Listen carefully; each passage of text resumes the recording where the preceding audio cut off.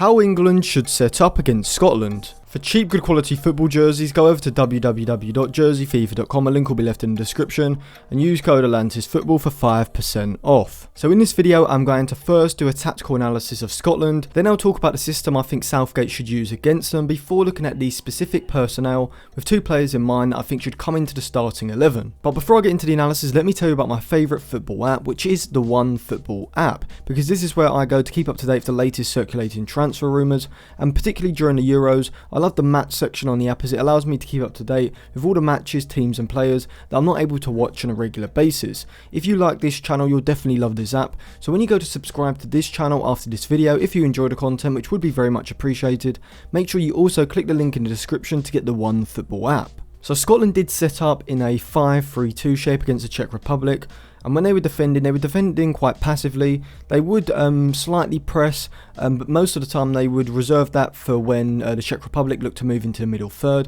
They would allow the Czech Republic centre-backs to have the ball, sitting off with the two centre-forwards, looking to cut the passing lanes in field, but the game was pretty stretched as Scotland's backline sat very deep, so there was a massive amount of vertical space between the Scotland system. And what we would also see is sometimes McGinn would push up if one of the Czech central midfielders would drop deep to get on the ball. McGinn would push up from the midfield line to follow him, to stop him getting on the ball as well.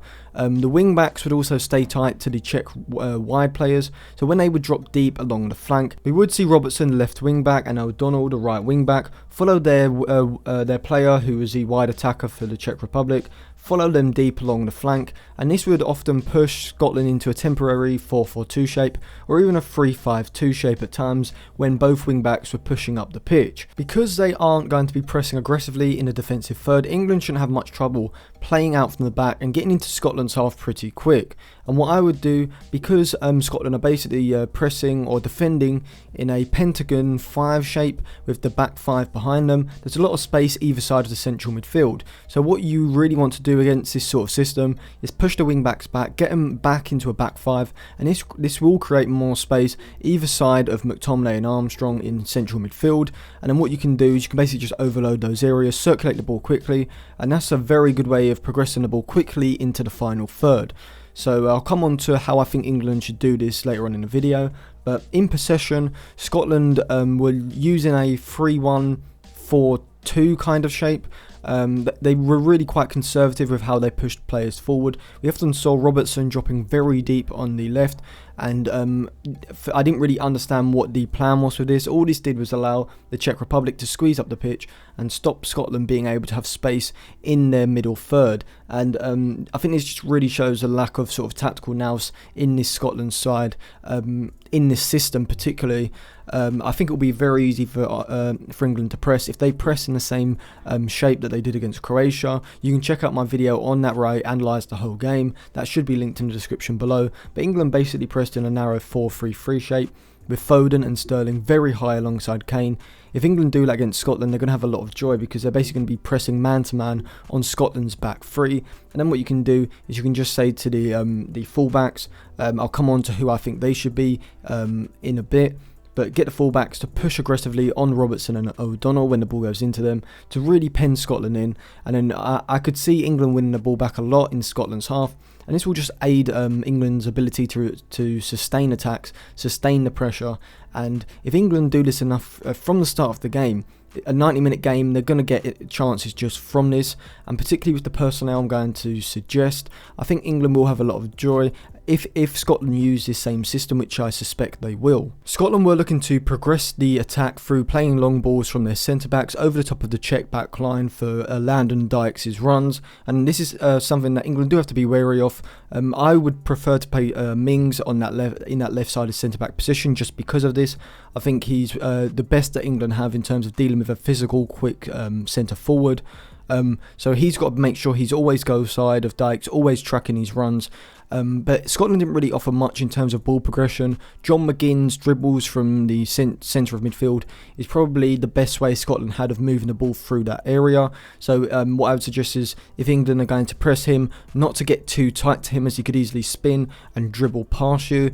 If you just jockey force him to play the ball, and this will just stagnate Scotland's progression of the ball, making it easier for England to press in the Scotland half. So before I come on to how I think England should set up in terms of the system and the personnel, make sure you subscribe to my non-football YouTube channel, because I will be uploading on there very soon. I'll leave that linked in the description below, along with some of my other videos, including my tactical analysis of Turkey versus Italy and Croatia versus England, and I will be putting out some more videos, particularly on Group F with Portugal, France and Germany. So make sure you subscribe and click the bell so you get notified when those videos come out. So the possession shape I would use for England against this Scotland 5-3-2 is a 2-3-5, and what this would do basically is it would give England the ability to circulate the ball around the Scotland front two pretty easily, and you could get this sort of system from a 4-3-3.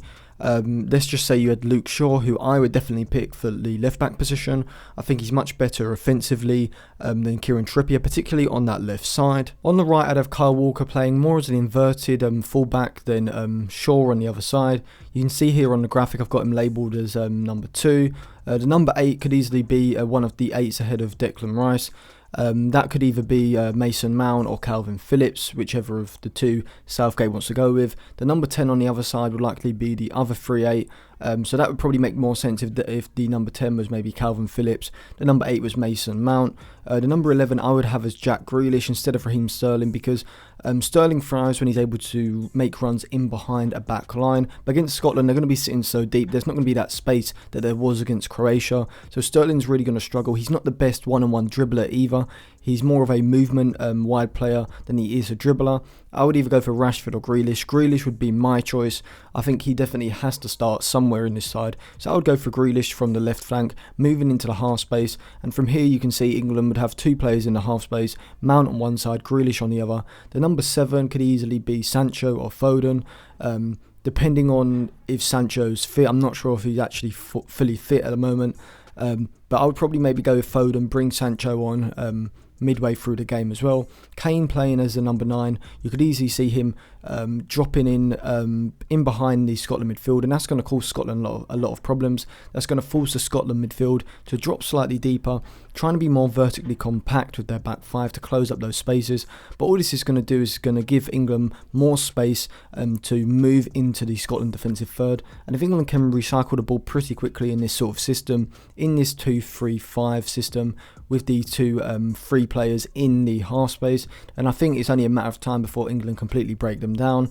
Once the ball goes out to the one of the flanks, either Shaw, who's holding the width on the left, or Foden on the right, then you can get Kyle Walker on the right side to make underlapping runs. You can get Mason Mount to make those underlapping runs as well down that side. So there's a lot of fluidity, particularly down the channels, and I think this could really cause Scotland a lot of problems. And I know they're a bunch of clowns, but you don't want to get caught lacking in these sorts of games. You can easily see an upset on the cards.